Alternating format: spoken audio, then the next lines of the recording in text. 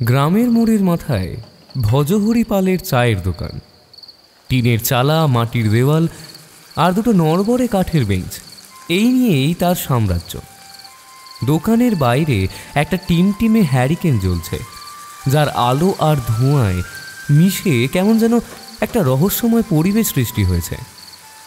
বৃষ্টি সবে থেমেছে, তাই ভেজা মাটির সোঁদা গন্ধের সঙ্গে গরম চা, বিড়ি আর তেলে ভাজার মোমো গন্ধ। সন্ধে নামতেই গ্রামগঞ্জের আড্ডা এখানে জমে ওঠে। আজ সেই আড্ডায় 4 জনের দল। বিশু বয়সে সবচেয়ে ছোট এবং উৎসাহী। তারাপদ গ্রামের স্কুলের কেরানি, যুক্তিবাদী। হরিপদ মণ্ডল গ্রামের মুরব্বী, ধীর স্থির। এবং নিতাই, যাকে সবাই ভীতু বলে জানে। সবাই চুপচাপ চা খাচ্ছিল।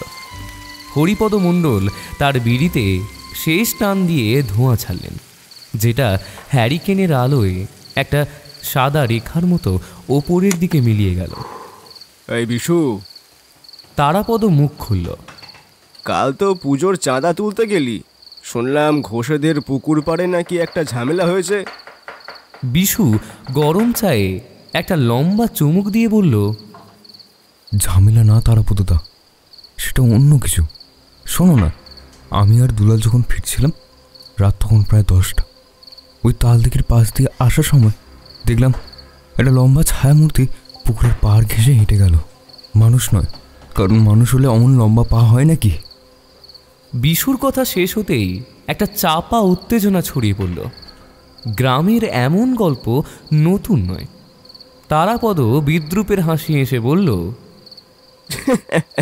বর্ষার দিনে পুকুরে ব্যাঙ আর ঝোপে শেয়াল ছাড়া আর কিছু থাকে না বিশু। হয়তো কোনো তাল গাছের ছায়া পড়েছিল দেখ। বিশু মাথা ঝাঁকালো। না না তারাপদদা, ছায়া নয়। ভালো করে দেখলাম, মাথা নেই, শুধু একটা কালো লম্বা আকৃতি। আর তার পাশে দিয়ে যখন বাতাস গেল, মনে হলো যেন বরফের মতো ঠান্ডা। এই সময় নিতাইয়ের মুখটা কেমন যেন ফ্যাকাশে হয়ে গেল। সে তাড়াহুড়ো করে চায়ের ভাঁড়টা বেঞ্চের নিচে রাখল। তার হাত কাঁপছিল। আরে আরে, এইসব কথা এই সময় বলতে নেই। তোরা সন্ধ্যের মুখে, বিশেষ করে এমন একটা মাঠের ধারে। নিতাই প্রায় ফিসফিস করে বলল। বিশু আর তারাপদ পরস্পরের দিকে তাকালো। নিতাইয়ের এই আচরণ তাদের ইয়ার্কি করার সুযোগ এনে দিল। ওহো, দেখো, নিতাইদা ভয় পেয়েছে। বিশু হেসে উঠল। এসব গাঁয়ের বুড়োদের গল্প নিতাইদা, বিজ্ঞানের যুগে। তারাপদ গলা চড়িয়ে বলল, আরে নিতাইদা, এত ভয় কিসের? ভূত তো আর চায়ের দোকানে এসে চা খাচ্ছে না। আরে এ তো আমাদেরই গ্রাম। তুই তো সেই ছোটবেলা থেকে এই মাঠেই বড় হলি। নিতাইয়ের চোখ দুটোতে এবার ভয়ের বদলে কেমন একটা কষ্ট আর রাগ ফুটে উঠল। সে উঠে দাঁড়িয়ে দুজনের দিকে তাকিয়ে রুক্ষ গলায় বলল, তোরা হাসছিস? তোরা তোরা আমায় ইয়ার্কি করছিস? হ্যাঁ, ঠিক আছে, হাস। কিন্তু আমি সত্যি বলছি রে, আমি নিজের চোখে দেখেছি, এমন কিছু দেখেছি যা তোদের মতো জোয়ানরা এক রাত দেখলে পাগলা গাড়োতে ছুটবে। আড্ডার পরিবেশ মুহূর্তে পাল্টে গেল। হরিপদ মণ্ডল, যিনি এতক্ষণ চুপ করে বিড়ি টানছিলেন, এবার শান্ত স্বরে বললেন, বসো নিতাই, এত রেগে যাচ্ছ কেন? ওরা তো ইয়ার্কি করছিল। যদি কিছু দেখে থাকো তবে বলো, তুমি তো সহজে ভয় পাও না। হরিপদ মণ্ডলের কথায় নিতাই আবার বেঞ্চে বসল। সে দীর্ঘশ্বাস ফেলল। তার চোখ তখনও কিছুটা বিস্ফারিত। তোরা তো আমাকে নিয়ে হাসবি, কারণ তোরা জানিস না ওই মাঠের আসল রূপ। আর ওই মাঠের কথা বলছি। এই যে সামনে ফাঁকা মাঠটা দেখছিস, সবাই বলে এটা নাকি শুধু শ্মশান ঘাটের পথ, কিন্তু এর ভেতরে যে কি লুকিয়ে আছে তাহা তোরা জানিস না। বিশু এবার একটু নরম হলো। সে কৌতূহলী হয়ে বলল, কি লুকিয়ে আছে নিতাইদা? কি দেখেছো তুমি? ডোমপেতনি? নিতাই মাথা ঝাঁকিয়ে বলল, পেতনি কি না জানি না, তবে সে মানুষ ছিল না। এই বছর 5 আগের কথা। তখন আষাঢ় মাস, রাত দিন ঝমঝম করে বৃষ্টি হচ্ছে। একদিন রাতে আমার খুব জ্বর এলো। ঘরে একাই ছিলাম। বাইরে বৃষ্টি আর ঝোড়ো হাওয়ার শোঁ শব্দ। রাতে ঘুমোতে পারিনি। ভোরের দিকে জ্বর একটু কমেছে, তখন বাইরে বেরিয়ে দেখি বৃষ্টিটা ধরে এসেছে, কিন্তু আকাশ কালো, অন্ধকার তখনও কাটেনি। নিতাই গলা খাঁকারি দিয়ে বলল, আমি পুকুর ঘাটে হাত মুখ ধুতে যাচ্ছিলাম, তখনই আড়ং মাঠের দিকে চোখটা গেল। দেখলাম ওই যে মাঠের মাঝখানে একটা তাল গাছ আর অশ্বত্থ গাছ একসঙ্গে মিশে আছে, তার নিচে কেউ একজন কিছু একটা খুঁড়ছে। তারাপদ এবারও হাসতে গিয়েও পারল না। নিতাইয়ের বলার ভঙ্গিটা এতটাই গা ছমছমে ছিল যে সবার হাসি থেমে গেল। খুঁড়ছে? কে খুঁড়ছে? কোনো চোর ডাকাত? তারাপদ জিজ্ঞেস করল। নিতাই মাথা নাড়ল। আহা, চোর ডাকাত হলে কুড়ুল বা শাবল দিয়ে খুঁড়ত, কিন্তু লোকটার হাতে ছিল একটা পুরনো কোদাল। আর লোকটার চেহারা, সেটার কথা আর বলিস না। লোকটা বেটে, কিন্তু তার শরীরটা যেন মাটি দিয়ে তৈরি। গায়ের রং এত কালো যেন আধারের সঙ্গে মিশে আছে। তার পরনে ছেঁড়া ন্যাকড়ার মতো কি একটা। আমি ভয়ে গাছেদের আড়াল থেকে দেখতে লাগলাম। সে এক মনে খুঁড়েই চলেছে। মাটি তুলে একটা গর্ত করল, তারপর সেই গর্তে কি একটা বাঁধা পুটুলি ঢোকালো। তারপর মাটি চাপা দিয়ে কোদালটা সেখানেই ফেলে রেখে মাঠের অন্য দিক দিয়ে চলে গেল। তার হাঁটার ধরনটা ছিল অদ্ভুত, যেন সে মাটির ওপর দিয়ে নয়, মাটির ভেতর দিয়ে ভেসে ভেসে যাচ্ছে। বিশু দম বন্ধ করে শুনছিল। তারপর তারপর কি হলো? নিতাইয়ের চোখ চিকচিক করে উঠল। আমি যখন সাহস করে ওইখানে গেলাম, তখন দেখি মাটিটা কেমন যেন তাজা কাদা মাটির মতো টলটল করছে, যেন এক্ষুনি সেখান থেকে কিছু একটা বেরিয়ে আসবে। আমি সেই দিন ওই কোদালটা তুলে আনতে সাহস পাইনি। ভয়ে আর জ্বরে কাঁপতে কাঁপতে বাড়ি ফিরেছিলাম।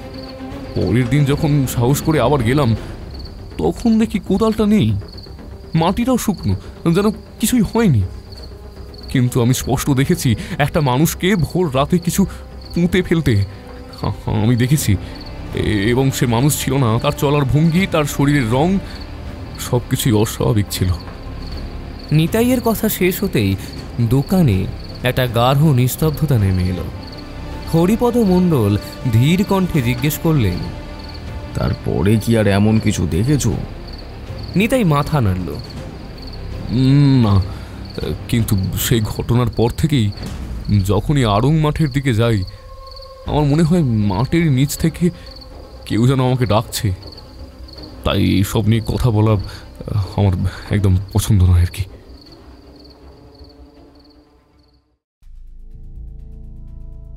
পরের দিন ভোর থেকেই গ্রামে একটা চাপা গুঞ্জন শুরু হলো। রতনডোমের বউ থানাপাড়ায় খবর দিয়েছে রতন নিখোঁজ। রতনডোম শ্মশানে মরা পোড়ানোর কাজ করত, আর সেও নাকি ওই মাঠকে খুব ভয় পেত। আড়ং মাঠ, লোকে বলে 5 বছর আগে রতনকে পুলিশে ধরে নিয়ে গিয়েছিল। তার একটা বন্ধু নিখোঁজ হয়েছিল বলে পুলিশের সন্দেহ ছিল সে নাকি তার বন্ধুকে মেরে কোথাও ফেলে দিয়েছে, কিন্তু কোনো প্রমাণ না পাওয়া যাওয়ায় তাকে ছেড়ে দিতে হয়েছিল। তারপর থেকেই রতন কেমন ভয়ে ভয়ে থাকত। গল্পের এই চায়ের আড্ডার ঘটনার ঠিক 2 দিন পরের কথা। দুপুরবেলা চায়ের দোকানে ভজহরি পালের খদ্দের বলতে কেবল হরিপদ মণ্ডল এবং তারাপদ। বিশু এখনো আসেনি। শুনলে হরিপদদা? তারাপদ চায়ে চুমুক দিল। রতন ডোম নাকি কাল রাত থেকে বাড়ি ফেরেনি। বউ বলছে মদ খেয়ে ঝগড়া করে বেরিয়েছিল, সম্ভবত সেই আড়ং মাঠের দিকেই গিয়েছে। হরিপদ মণ্ডল আকাশের দিকে তাকালেন। মেঘ করেছে। শুনেছি, তবে রতনের তো এটা নতুন কিছু নয়। 2 দিন আগেও একবার নেশার ঝোঁকে শ্মশানকালীর মন্দিরে পড়েছিল। না, এবার নাকি তার বউ সারা রাত তাকে খুঁজেছে। তারাপদ গলা নামিয়ে বলল, তবে আমার মনে হয় রতনদা ভয় পেয়েছে। কালকের গল্পটা শোনার পর কোথাও লুকিয়ে আছে। হরিপদ মণ্ডলের ভ্রু কুঁচকে উঠল। হতে পারে, কিন্তু লোকটা সহজভাবে নেই। গত 5 বছরে ওর মধ্যে একটা ভয় বাসা বেঁধেছে। সে রাতে ও যা দেখেছিল তা ওর মাথা থেকে বেরোয়নি। ঠিক সেই সময় বিশু সাইকেল হাঁকাতে হাঁকাতে দোকানের সামনে এসে থামল। তার চোখে মুখে কৌতূহল আর উত্তেজনা। কি হলো তারাপদদা? রতনদার কথা বলছো? বিশু সাইকেলটা স্ট্যান্ড করে বসতে বসতে বলল। তারাপদ বলল, আর বলিস না, নিখোঁজ। আর সবাই বলা বলি করছে যে সে নাকি কালকে রাতের আঁধারে ওই মাঠে গিয়েছে আর ভূত তাকে ধরে নিয়েছে। বিশু হেসে উঠল। ধরে নিয়েছে? বাবা, রতনদাকে ধরবে কি? ও নিজেই তো মূর্তি ভয়। আসল কথা হলো ওই মাঠে কিছু নেই। রতনদা কোথাও পড়ে আছে বা কোনো বন্ধুর বাড়িতে লুকিয়ে আছে। এই ভূত প্রেতের গল্পগুলো সব বুজরুকি।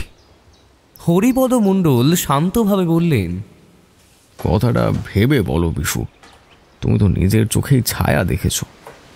বিশু মাথা ঝাঁকালো। ছায়া দেখেছি, কিন্তু সেটা কি হলো তা তো জানি না। আর রতনদার এই নিখোঁজ হওয়ার সঙ্গে এই ছায়ার কোনো সম্পর্ক নেই। বিশ্বাস না হলে শোনো, আমি আজ রাতে ওই আরাং মাঠে যাব, একা থাকবো, রাত কাটাবো। কাল সকালে আমি প্রমাণ করে দেব যে ওই মাঠের ভেতরে কোনো প্রেতনি নেই। তারাপদ প্রথমে চমকে গেল, তারপর ফিসফিস করে বলল, বিশু, পাগলামো করিস না। বিশু একরোখা হাসি হাসল। এটাই প্রমাণ করার দরকার তারাপদদা, রতনদার জন্য নয়, বিজ্ঞান আর যুক্তির জন্য। আর ওই মাঠের রহস্য চিরদিনের জন্য ভাঙার জন্য।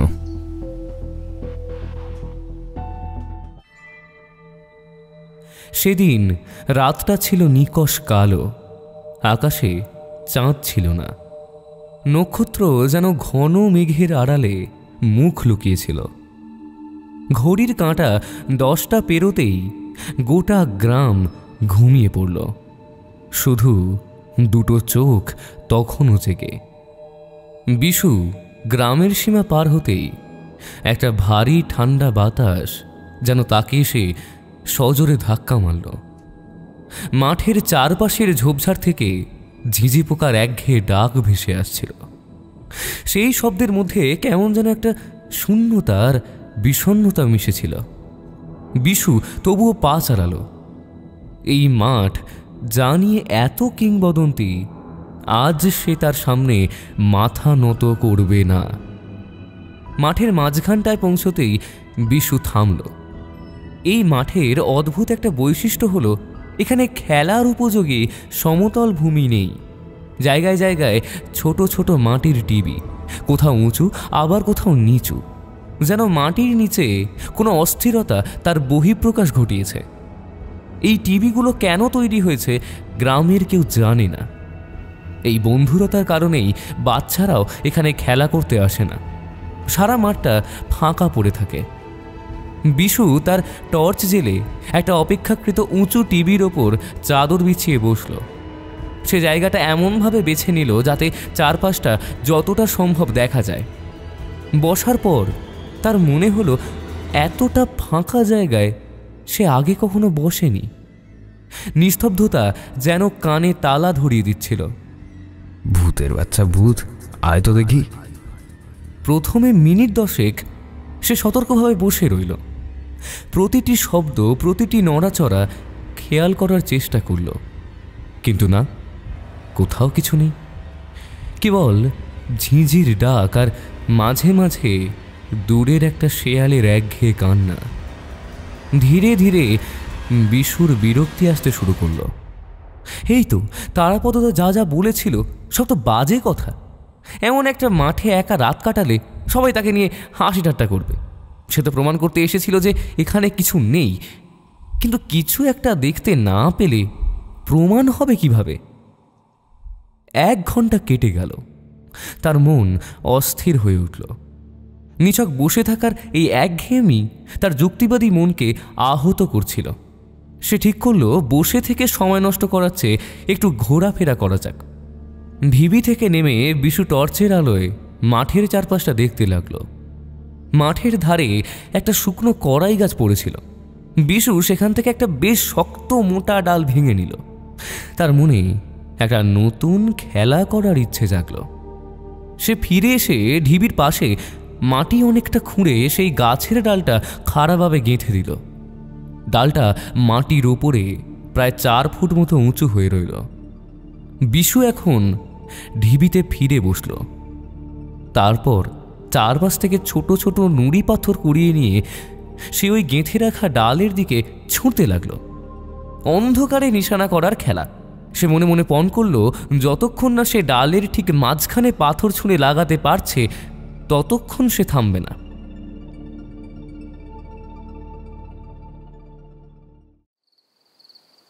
প্রথমবারের চেষ্টা ব্যর্থ হলো, দ্বিতীয়বারেও লাগলো না। তৃতীয়বারের চেষ্টায় ঠক করে একটা শব্দ হলো। পাথরটা ডালের গায়ে লাগলো। বিশুর মুখে একটা মৃদু হাসি ফুটে উঠল। সে আরও মনোযোগ দিয়ে ছুঁড়তে লাগলো। ডালটা দূরে গেলেও টর্চের আলোয় তার অবয়ব স্পষ্ট দেখা যাচ্ছিল। সময় এভাবেই কেটে যাচ্ছিল। একবার লাগছিল, একবার লাগছিল না। পাথর ছোঁড়ার একঘেয়ে শব্দ যেন আরং মাঠের নিস্তব্ধতাকে আরও প্রকট করে তুলছিল। প্রায় মধ্যরাত। বিশু তখন শেষবারের মতো একটা পাথর ছুঁড়তে যাচ্ছে। ঠিক সেই মুহূর্তে তার বাম দিক থেকে একটা খসখস শব্দ এলো। শব্দটা যেন শুকনো মাটির উপর দিয়ে কিছু টেনে নিয়ে যাওয়ার মতো। বিশু সঙ্গে সঙ্গে তার পাথর ছোঁড়া বন্ধ করে দিল। হৃদস্পন্দন দ্রুত হলো। হাত থেকে টর্চটা তুলে ধরে সে দ্রুত পিছন ঘুরে তাকালো। আলোর তীব্রতা সেদিকে ফেলল, কিন্তু না, কোথাও কিচ্ছু নেই। মাঠের উঁচু নিচু ঢিবি আর ঝোপঝাড় ছাড়া আর কোনো প্রাণী চোখে পড়ল না। বাতাসটাও যেন হঠাৎ থমকে গেছে। শেয়ালের ডাকও বন্ধ। সব যেন স্থবির। ভুল শুনেছি? বিশু নিজেকে বোঝালো। হয়তো কোনো শেয়াল দেখেছি, পালিয়ে গেছে। সে লম্বা একটা শ্বাস ফেলে ধীরে ধীরে সামনের দিকে ঘুরল। ডালটায় নিশানা করার জন্য প্রস্তুত হচ্ছিল, কিন্তু সামনে তাকিয়েই তার হৃৎপিণ্ড এক মুহূর্তের জন্য বন্ধ হয়ে গেল। ডালটা নেই। যেখানে সে এতক্ষণ ধরে ডালের গায়ে পাথর ছুঁড়ছিল সেখানে তো ডালটা থাকার কথা, কিন্তু টর্চের আলোয় সে দেখল মাটিটা যেন সদ্য খোঁড়া কাদার মতো ভেজা। ভয়ে বিশুর হাত কাঁপতে শুরু করলো। সে দ্রুত ঢিবি থেকে নামলো এবং সেই জায়গায় এগিয়ে গেল। টর্চের আলোয় সে স্পষ্ট দেখতে পেল ডালটা পুরোপুরি অদৃশ্য হয়ে যায়নি। ডালটা মাটির ভেতরে সোজা নিচে নেমে গেছে। ডালের শুধুমাত্র কয়েক ইঞ্চি অংশ মাটির উপরে দেখা যাচ্ছে, যেন কেউ একটা হাতুড়ি দিয়ে মেরে তাকে গভীরে ঢুকিয়ে দিয়েছে। কিন্তু এই তো কিছুক্ষণ আগেও সেটা প্রায় 4 ফুট ওপরে ছিল। কি করে গেল? কোনো বাতাস আসেনি, কোনো প্রাণীও তার সামনে দিয়ে যায়নি। আতঙ্কিত বিশু সঙ্গে সঙ্গে ডালটাকে টেনে উপরে তোলার চেষ্টা করল। সে ডালের উপরের অংশটা দুহাত দিয়ে শক্ত করে ধরল এবং সমস্ত শক্তি দিয়ে টান মারল, কিন্তু বৃথা। ডালটা মাটির ভেতরে এমন শক্তভাবে আটকে গেছে যেন নিচে থেকে কেউ তাকে লোহার মতো চেপে ধরেছে। ডাল 1 ইঞ্চিও নড়ল না। বিশুর সমস্ত শরীর ঘামে ভিজে গেল। টানতে টানতে তার হাত ব্যথা হয়ে গেল, কিন্তু ডালটা তোলা গেল না। সে আরও একবার টেনে তোলার ব্যর্থ চেষ্টা করে ফিরে আসছিল। ঠিক তখনই তার একেবারে গা ঘেঁষে পিছন থেকে একটা শব্দ ভেসে এলো। শব্দটা কোনো চিৎকার বা কান্নার নয়, একটা তীক্ষ্ণ গা ছমছমে খিলখিল হাসি। হাসিটা এত স্পষ্ট যেন কেউ ঠিক তার কানের কাছে দাঁড়িয়ে হাসছে, কিন্তু হাসিটা যেন মানুষের গলার নয়, শুকনো পাতার ওপর দিয়ে হাওয়া বয়ে গেলে যেমন শব্দ হয়, বা পুরনো কঙ্কালের দাঁতে দাঁতে ঘষা লাগলে যেমন শব্দ হতে পারে, তেমন এক অস্বাভাবিক বিকৃত হাসি। বিশুর সমস্ত শরীর যেন বিদ্যুৎ স্পৃষ্ট হলো। ভয়ের প্রথম ধাক্কায় সে আড়ষ্ট হয়ে গেল। দ্রুত সে টর্চ ঘুরিয়ে পিছনে তাকালো। আলোর তেজ আছড়ে পড়ল মাঠের উঁচু নিচু ঢিবিতে। কোথাও কিছু নেই, শুধু ঝোপঝাড়ের এলোমেলো ছায়া। হাসিটা থেমে গেছে, কিন্তু বিশুর মনে হলো যেন হাসির রেশটা এখনো বাতাসে মিলিয়ে যায়নি, বরং সেই হাসি যেন মাটির নিচে আরো গভীরে চলে যাচ্ছে। বিশুর মনোযোগ এবার চারপাশের পরিবেশের উপর পড়ল। এতক্ষণ সে শুধু ডালটার দিকেই মন দিয়েছিল, তাই সে খেয়াল করেনি এবার যখন তার চারপাশের পৃথিবীটা যেন হঠাৎ পাল্টে গেছে। প্রথমেই তার কানে এলো সেই অসহনীয় নিস্তব্ধতা। যে ঝিঝি পোকারা এতক্ষণ ধরে ক্রমাগত ডাকছিল, তাদের শব্দ পুরোপুরি বন্ধ। মাঠের এই নিস্তব্ধতাটা স্বাভাবিক নয়। গ্রামের এত কাছে যেখানে ঝোপজঙ্গল আছে, সেখানে এই গভীর রাতে এমন নীরবতা কেবল আতঙ্কের জন্ম দেয়। মনে হচ্ছে কোনো এক অদৃশ্য শক্তি যেন সমস্ত প্রাণীর শ্বাস প্রশ্বাস কেড়ে নিয়েছে। ঠান্ডা বাতাসের একটা স্রোত তার কানের পাশ দিয়ে বেরিয়ে গেল। এতক্ষণ পরিবেশটা শান্ত ছিল, কিন্তু এখন সেই শীতল স্রোত বিশুর মনে করিয়ে দিল বিশুর প্রথম রাতে দেখা সেই কালো ছায়ার কথা, যখন বাতাস তার গা ঘেঁষে যাওয়ার সময় বরফের মতো ঠান্ডা লেগেছিল। বিশু আতঙ্কিত হয়ে টর্চটা চারিদিকে ঘোরাতে লাগলো। হঠাৎ দূরে মাঠের শেষ মাথায় একটা তাল গাছের মাথায় একটা অস্পষ্ট নড়াচড়া দেখল সে। মনে হলো গাছের ডালপালাগুলো অস্বাভাবিকভাবে জোরে জোরে দুলছে, অথচ গাছের নিচের পাতাগুলো স্থির, যেন শুধু ওপরের ডালগুলোকেই কেউ সজোরে ঝাঁকাচ্ছে। সেই সময় মাটি থেকে খুব কাছ থেকে একটা মৃদু ফুসফুস শব্দ এলো, সাপের মতো কোনো কিছুর চলার শব্দ। কিন্তু শব্দটা এত ধীর, এত চাপা যে বিশুর সন্দেহ হলো মাটি নয়, শব্দটা যেন আসছে মাটির নিচ থেকে, যেন মাটির নিচ দিয়ে কোনো বিশাল সরীসৃপ গুঁড়ি মেরে এগিয়ে আসছে। বিশু ভয়ে নিজের অজান্তেই এক পা পিছিয়ে গেল। সে শুনতে পেল তার নিজের শ্বাস প্রশ্বাস যেন প্রচণ্ড জোরে হচ্ছে। বুকের ভেতরটা, হৃৎপিণ্ডটা এত দ্রুত লাফাচ্ছে যে সে নিজেই তা স্পষ্ট শুনতে পাচ্ছে। এই প্রথম তার যুক্তিবাদী মন মাথা হেঁট করল। সে নিশ্চিত হলো সে এই মাঠে একা নেই। এই মাঠের অভ্যন্তরে মাটির নিচে কিছু একটা সক্রিয় হয়ে উঠেছে। বিশু আর এক মুহূর্ত সেখানে অপেক্ষা করতে চাইল না। সে তার টর্চ এবং জলের বোতল ফেলে রেখেই দৌড়ানোর জন্য ঘুরে দাঁড়ালো, কিন্তু এক পাও নড়তে পারল না। ঠিক সেই মুহূর্তে মাঠের নিচ থেকে যেন ইস্পাতের মতো শক্ত কিছু তার ডান পাটিকে সজোরে চেপে ধরল। আর্তনাদ করে উঠল বিশু, ব্যথায় নয়, তীব্র আতঙ্কে। পাটা যেন মাটিতে গেঁথে গেল। সে বুঝতে পারল তার পা টেনে ধরেছে। মাটির তলা থেকে কেউ যেন তার গোড়ালি আর জঙ্ঘার সন্ধিস্থলটা চেপে ধরেছে। বিশু লাফিয়ে ওঠার চেষ্টা করল, নিজেকে ছাড়িয়ে নেওয়ার জন্য প্রবলভাবে ঝাঁকুনি দিল, কিন্তু যে হাতটা তাকে ধরেছিল তার শক্তি যেন লোহার বাঁধনের মতো। পাটা এত শক্ত করে টিপে ধরেছে যে তার মনে হলো পায়ের ভেতরের হাড়গুলো যেন গুঁড়ো হয়ে যাবে। কে কে রে? বিশু ভয়ে চিৎকার করে উঠল, কিন্তু তার গলা দিয়ে আওয়াজ বেরোলো ফ্যাস ফ্যাসে ভয়ের শব্দে। প্রবল ভয়ে বিশু কোনো মতে টর্চটা তুলে ধরে নিচের দিকে আলো ফেলল। আলো পড়তেই বিশুর চোখ কপালে উঠল। তার মুখ দিয়ে আর কোনো শব্দ বেরোলো না। সে দেখল একটা কঙ্কালের মতন হাত। মাটি সামান্য ফেটে সেই হাতটা বেরিয়ে এসেছে। হাতটা শুকনো, মাটির রঙের মতো কালো, আর শুধু চামড়া দিয়ে ঢাকা হাড়। কবজির কাছ পর্যন্ত হাতটা মাটির নিচে ছিল, কিন্তু তার ধারালো আঙুলগুলো বিশুর ডান পায়ের গোড়ালি আর পেশিগুলো অত্যন্ত শক্তভাবে টিপে ধরে রেখেছে। হাতের পেশিগুলো যেন মাটি আর শুকিয়ে যাওয়া শিকড়ের মতো জট পাকানো। এই সেই হাত যে হাত 5 বছর আগে কোদাল দিয়ে মাটিতে পুঁটুলি পুঁতেছিল। বিশুর শরীরের প্রতিটি শিরা উপশিরা শীতে অসাড় হয়ে গেল।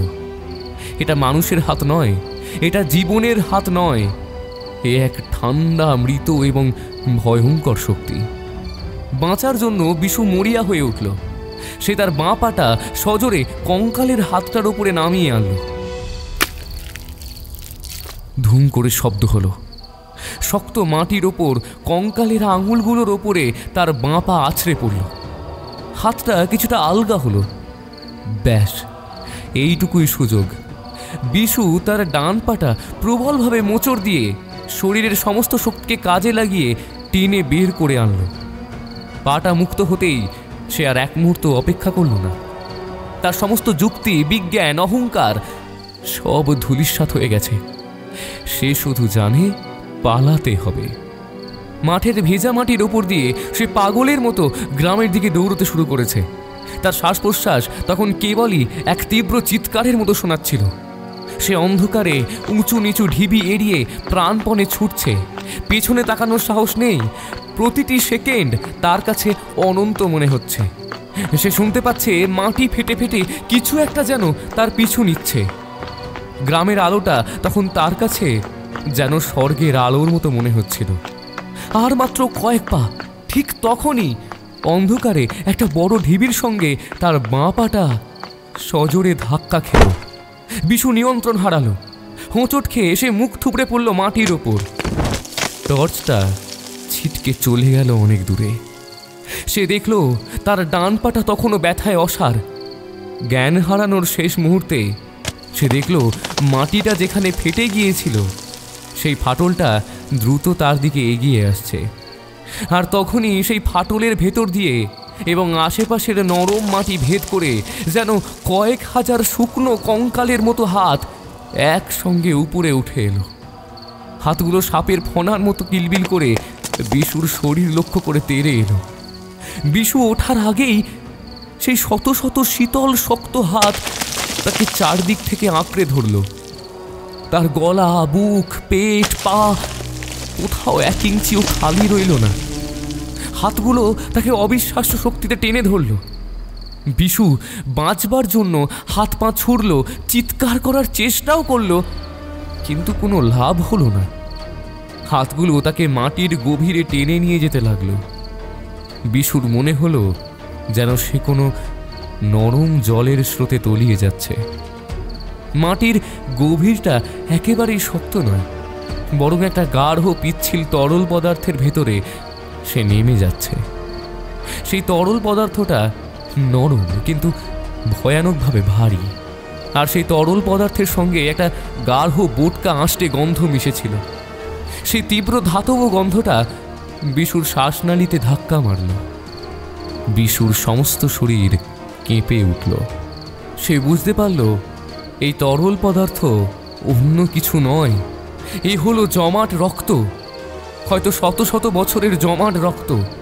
এই মাটির নিচে আরং মাঠের গভীর অন্ধকারে এই তরল রক্তের ভেতরেই সে আস্তে আস্তে তলিয়ে যাচ্ছে। বিশুর দম বন্ধ হয়ে আসতে লাগলো। সে আর নিঃশ্বাস নিতে পারছিল না। তীব্র কষ্ট আর মৃত্যু ভয়ের শেষ মুহূর্তে একটা গভীর শূন্যতা তাকে গ্রাস করল। তার চারপাশে শত শত কঙ্কাল হাতগুলো তখনও তাকে আঁকড়ে ধরে আছে। তারপর কখন যে সে জ্ঞান হারালো, বিশু আর তা বুঝতে পারল না।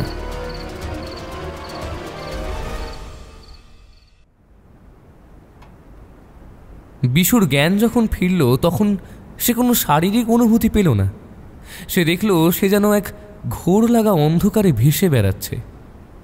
শরীরের ভার নেই, ব্যথা নেই, যেন সে এক অস্তিত্বহীন সত্তা। তার সামনে একটা দৃশ্য ফুটে উঠল, যেন অতীতের কোনো এক ঘটনা তার চোখের সামনে স্বপ্নের মতো চলছে, কিন্তু তা অসম্ভব স্পষ্ট। দৃশ্যটি ছিল রাতের বেলার একটি ছোট মাটির ঘর। ঘরের ভেতরে টিমটিমে একটা হ্যারিকেনের আলো জ্বলছে। সেই আলোয় ঘরের কোণে জমে থাকা ধুলো আর মাকড়সার জাল স্পষ্ট দেখা যাচ্ছে। ঘরের মাঝখানে রতনডোম দাঁড়িয়ে, তার পরনে একটা ছেঁড়া গেঞ্জি আর লুঙ্গি, চোখে লালচে ভাব, মুখ ফুলে আছে, স্পষ্ট দেখে বোঝা যাচ্ছে সে প্রচুর মদ খেয়ে এসেছে। তার শরীর টলছে। সামনে দাঁড়িয়ে আছে তার বউ চামেলি, সাধারণ চেহারার ক্লান্ত এক নারী। তার চোখে গভীর হতাশা আর একরাশ অভিযোগ।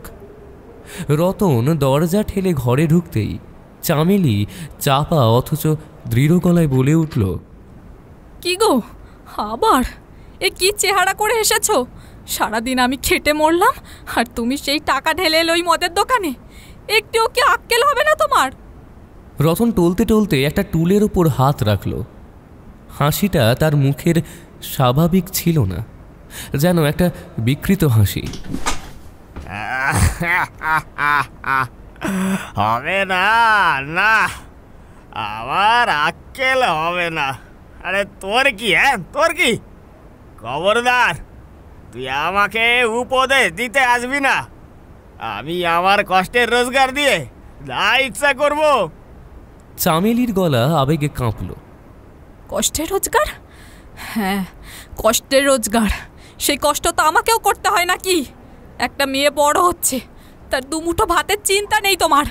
কাল রাতেও জ্বর নিয়ে তুমি আমাকে দু কথা শোনালে, আর আজ আবার সেই একই কাণ্ড। রতন একটা গালাগালি দিয়ে হাত নেড়ে বলল, মেয়ের কথা আমাকে বোঝাতে আসিস না। কাল সকালেই যাব বললাম না। নেশা না করলে কি চলে? এই শ্মশানের কাজ করে মাথাটা একেবারে পচে গেছে। একটু শান্তি দরকার হয়, বুঝলি? শান্তি। শান্তি?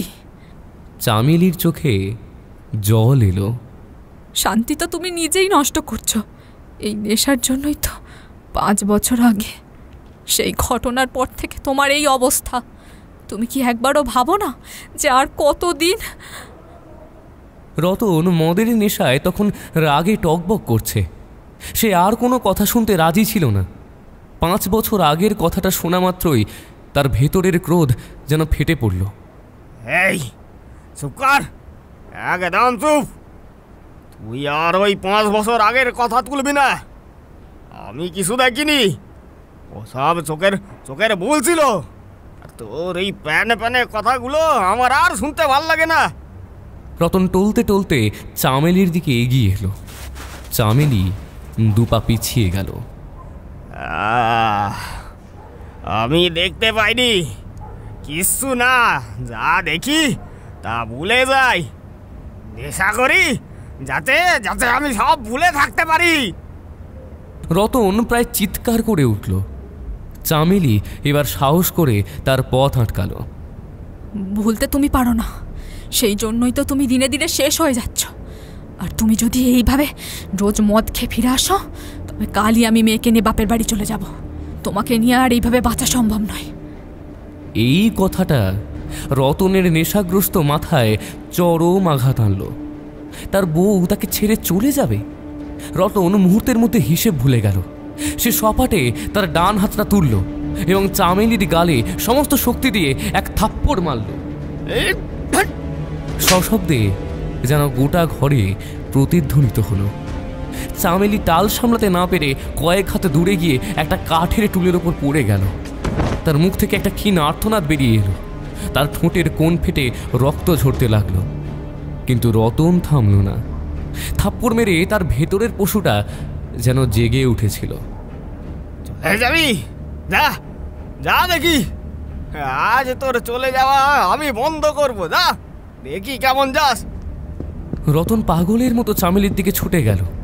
চামেলি যন্ত্রণায় কুঁকড়ে উঠে প্রাণপণে নিজেকে বাঁচানোর চেষ্টা করছিল।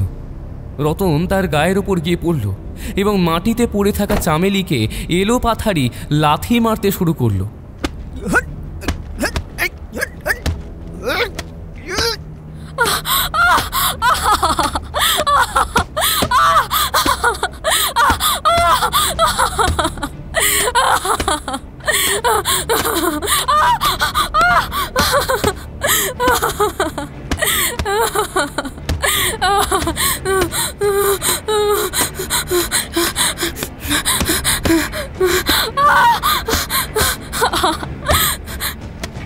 লাথি মারার শব্দ আর চামেলির গোঙানি ছাড়া ঘরে আর কোনো শব্দ ছিল না। হ্যারিকেনের আলোয় রতনের উন্মত্ত চেহারা আরও ভয়ানক দেখাচ্ছিল। বহুক্ষণ ধরে রতন তাকে লাথি মারল। চামেলির সমস্ত শরীর যন্ত্রণায় অসাড় হয়ে যাচ্ছিল। সে বুঝতে পারল এইভাবে চললে রতন তাকে মেরেই ফেলবে। বাঁচার শেষ চেষ্টা করল চামেলি। যন্ত্রণা সত্ত্বেও চামেলির শরীরের সমস্ত শক্তি এক করে রতনের বুকে সজোরে একটা ধাক্কা মারল।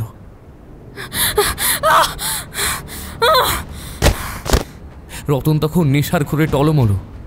অপ্রত্যাশিত ধাক্কা এসে সামলাতে পারল না নিজেকে। সে উল্টে ঘরের কোণের দিকে ছিটকে পড়ল। আর ঠিক তখনই তার মাথাটা সোজা গিয়ে আঘাত করল ঘরের কোণে রাখা একটি ছোট ধারালো কোণযুক্ত কাঠের টেবিলের সঙ্গে। একটা চাপা কিন্তু ভয়ানক ঠাক শব্দ হলো। রতন সঙ্গে সঙ্গে মেঝেতে লুটিয়ে পড়ল। তার মাথা থেকে যেখানে আঘাত লেগেছিল সেখান থেকে গলগল করে রক্ত বেরিয়ে এলো। ঘন লাল রক্ত অন্ধকার ঘরের মেঝেতে দ্রুত ছড়িয়ে পড়তে লাগলো। চামেলি নিজের আঘাত ভুলে আতঙ্কিত চোখে দেখল রতন আর নড়ছে না। তার চোখ দুটো স্থির হয়ে গেছে আর রক্ত স্রোতের মতো মেঝেতে মিশে যাচ্ছে। রতন ডোম স্থির, নিথর হয়ে মেঝেতে পড়ে আছে।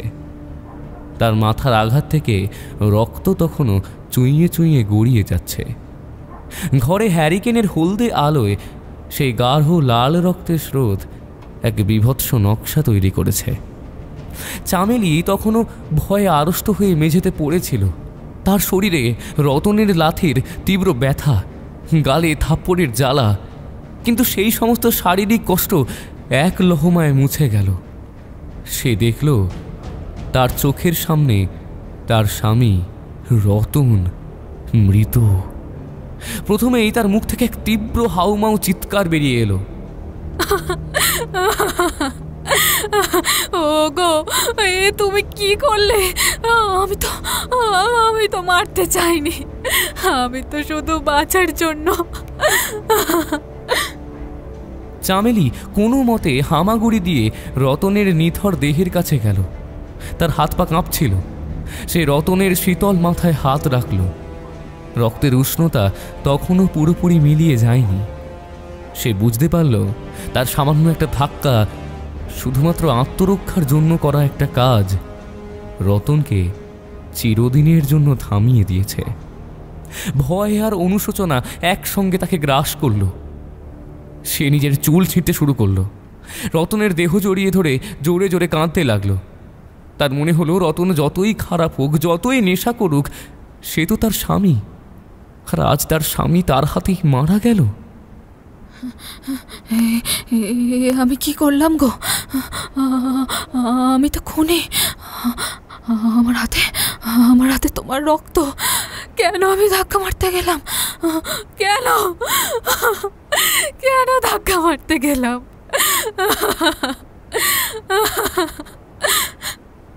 চামেলি রতনের নিথর বুকে মাথা রেখে বিলাপ করতে লাগল। তার কান্নার শব্দ ঘরের নিস্তব্ধতাকে ভেঙে খান খান করে দিল। কিন্তু এই কান্নার মধ্যেই চামেলির মনে একটা ভয়াবহ চিন্তা এলো।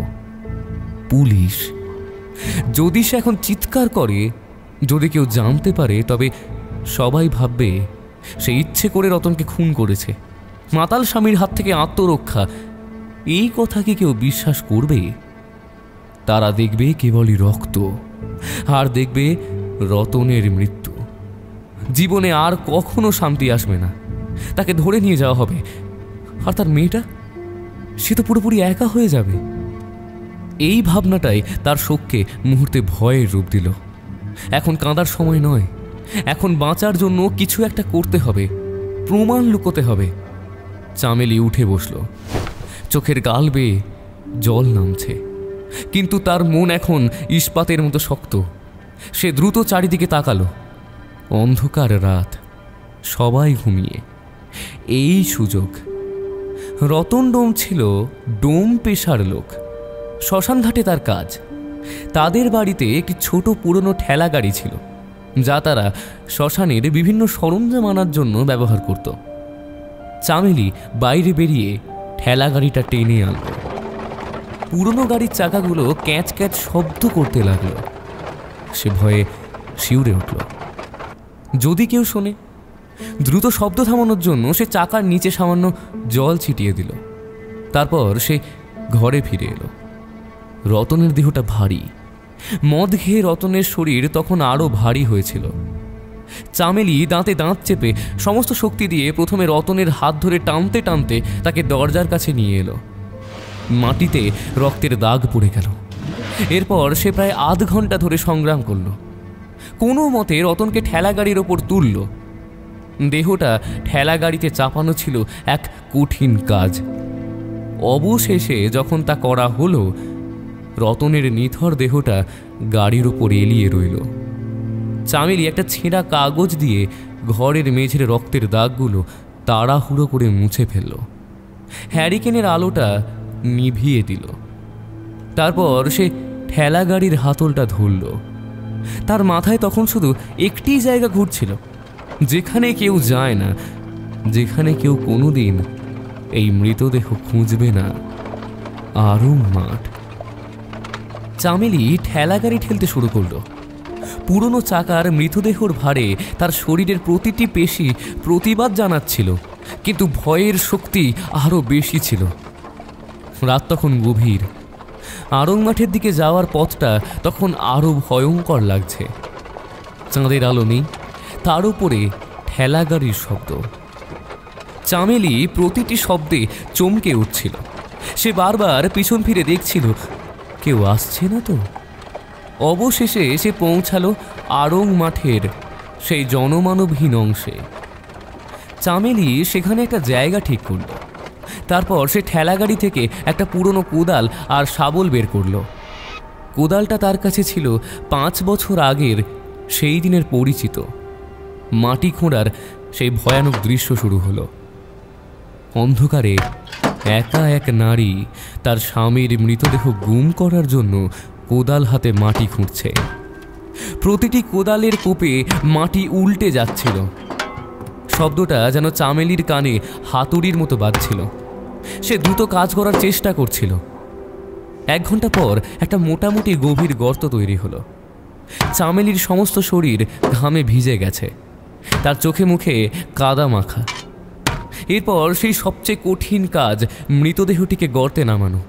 সে কোনো মতে রতনের দেহ ঠেলা গাড়ি থেকে গর্তের দিকে ঠেলে দিল। দেহটা মাটির গভীরে গিয়ে পড়ল ধপাস শব্দ করে। চামেলি একপাশে সরে গেল। এবার শেষ কাজ, মাটি চাপা দেওয়া। সে দ্রুত মাটি চাপা দিতে শুরু করলো। মাটির টিভিটা যাতে স্বাভাবিকের চেয়ে উঁচু না দেখায়, তার জন্য সে খুব সতর্ক ছিল। সে কোদাল দিয়ে মাটিটা সজোরে পিটিয়ে যাচ্ছিল, যাতে তা শক্ত হয়ে যায়। যখন শেষ হলো, তখন ভোর হতে আর বেশি বাকি নেই। চামেলি গর্তের ওপরে শেষবারের মতো এক মুঠো মাটি ছুঁড়ে দিল। সে হাঁটু গেড়ে বসল। তার সমস্ত শারীরিক ক্লান্তি তখন উড়ে গেছে। এখন তার মনে এলো গভীর অনুশোচনা। বিদায় গো, আমায় ক্ষমা করে দিও। তুমি আমার জীবনে যে কষ্ট দিয়েছ, তার শাস্তি তুমি পেয়ে গেছ। আর আমি যা করলাম তার শাস্তি আমি সারা জীবন পাবো। আর আজ থেকে 5 বছর আগে তোমার বন্ধুকে যে তুমি মেরেছিলে, সেই খবর আমি ছাড়া আর কেউ জানবে না। সে ফিস ফিস করে বলল। কয়েক মিনিট সে একা একা সেখানে কাঁদছিল। তার কান্নার শব্দ শুধু সেই নীরব ভয়ঙ্কর মাঠটা শুনতে পেল।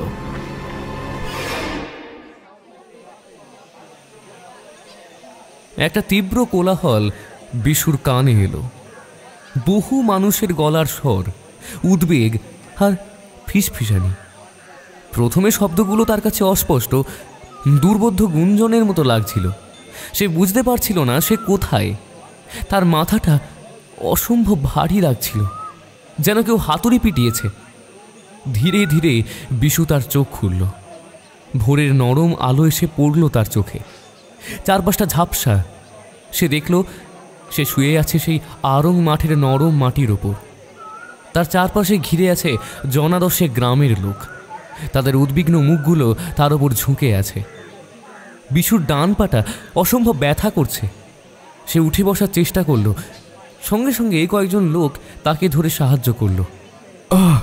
ও বাবারে! বিশু যন্ত্রণায় কুঁকিয়ে উঠল। এই বিশু, তুই ঠিক আছিস তো?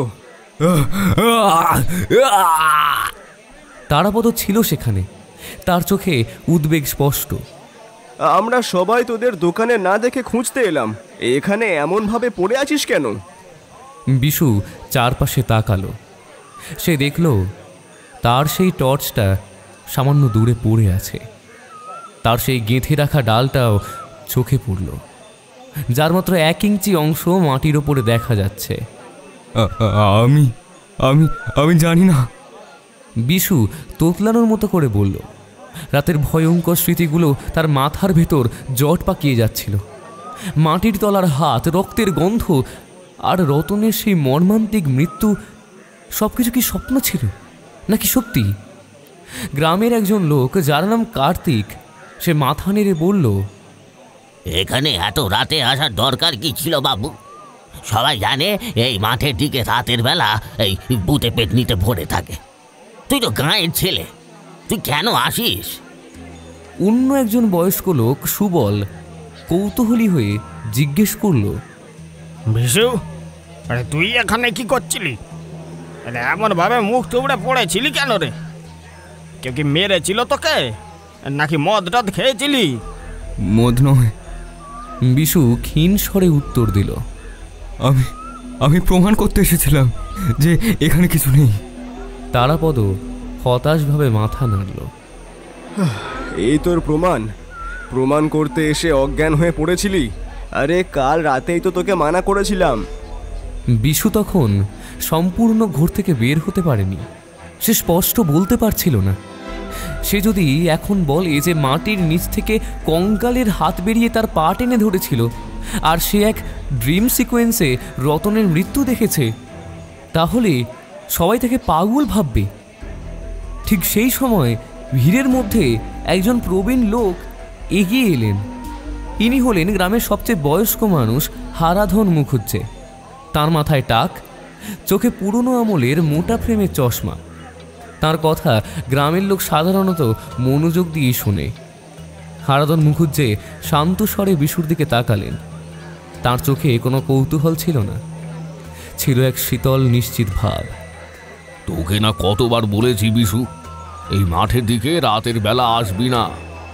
তুই তো শুধু ভূত পেন্নির গল্প শুনিস, কিন্তু এই মাঠের একটা অন্য ইতিহাস আছে যা তোরা জানিস না। সকলে চুপ করে গেল। হারাধন মুখুজ্জে কথা বলতে শুরু করলেন। তোরা দেখিস এই মাঠে কেন এত উঁচু নিচু ঢিবি? তোরা ভাবিস এটা খেলার অনুপযোগী, কিন্তু আজ থেকে প্রায় 100 বছর আগে যখন এই অঞ্চলটা ইংরেজদের অধীনে ছিল, তখন এই মাঠটা এমন ছিল না। তিনি একটা ঢিবির দিকে হাত ইশারা করলেন। এই জায়গাটা ছিল সাহেবদের কবরখানা। বড় লাটদের সময় এখানে যারা মারা যেত তাদের এখানেই কবর দেওয়া হতো। এই যে বড় বড় মাটির ঢিবিগুলো দেখছিস, এর প্রত্যেকটার নিচে একজন করে সাহেবকে তাদের কফিন সমেত পোঁতা আছে। তাই এই মাটির গঠনটা এমন উঁচু নিচু। এই জায়গাটা মাটির নিচে শুধু মাটির স্তর নয়, এখানে রয়েছে পুরনো কাঠের কফিন আর মৃতদেহ। বিশু জানত এই মাটির নিচে আরও একজনের দেহ পোঁতা আছে। সে হলো রতন।